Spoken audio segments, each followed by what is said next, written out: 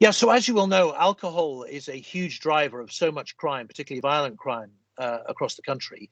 And so we have been looking at innovative solutions to this. And 10 years ago, when I was working in London on crime, I came across this idea of mandating sobriety as a solution to that problem. And so what we've done, launched back in October, we're rolling out to England from today, is to use a sobriety tag, a piece of electronics which can detect through your skin whether you've been drinking or not, to sentence people who've been convicted of a crime where alcohol is driving their behavior, to sentence them to being sober. So they'll wear the tag for a period. It will detect if they've been drinking. If they do, then they get represented to the court for other sentencing, fines or imprisonment even.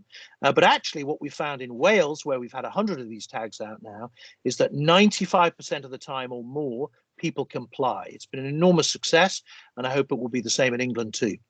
Do you not have concerns that it's too invasive, both physically and also in terms of people's right to take a drink if they would like one? No, I don't, because these are people who've been convicted of crimes, whether it's domestic violence or repeat drink driving, or even just a punch up after the pub closes when pubs are open again. But these are people who are criminals who would otherwise go to prison or be subject to some kind of community order.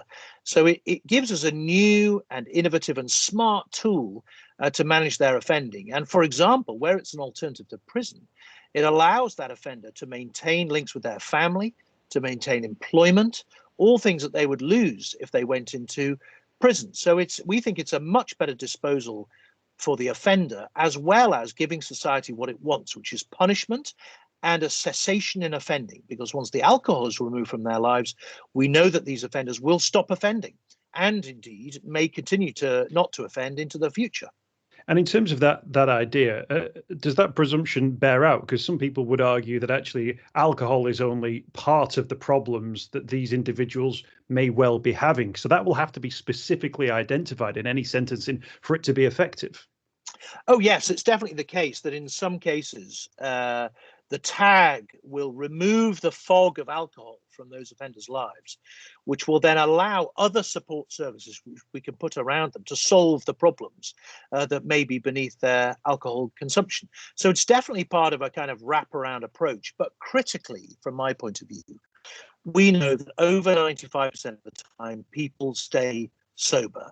And that is a huge win for them and a huge win for society.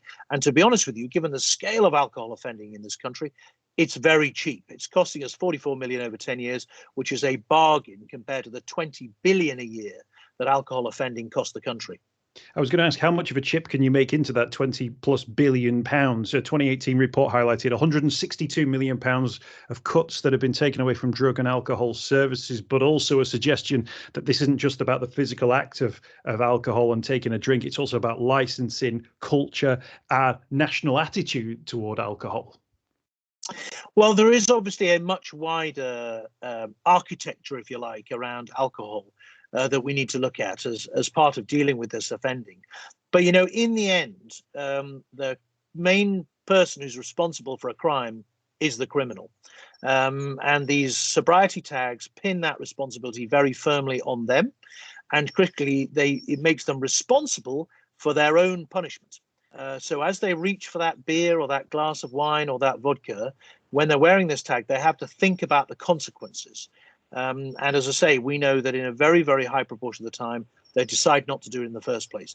And we've had some really inspiring stories coming through from the experience in Wales. I mean, I met one guy who'd been obviously sentenced to wearing a tag, who said the tag had literally saved his life, that had cleared the alcohol from his brain, made him see clearly where he was going wrong, and set him onto a better path for the future. And surely that's what we all want, you know, the end to crime, end to offending, and a better future for the offender.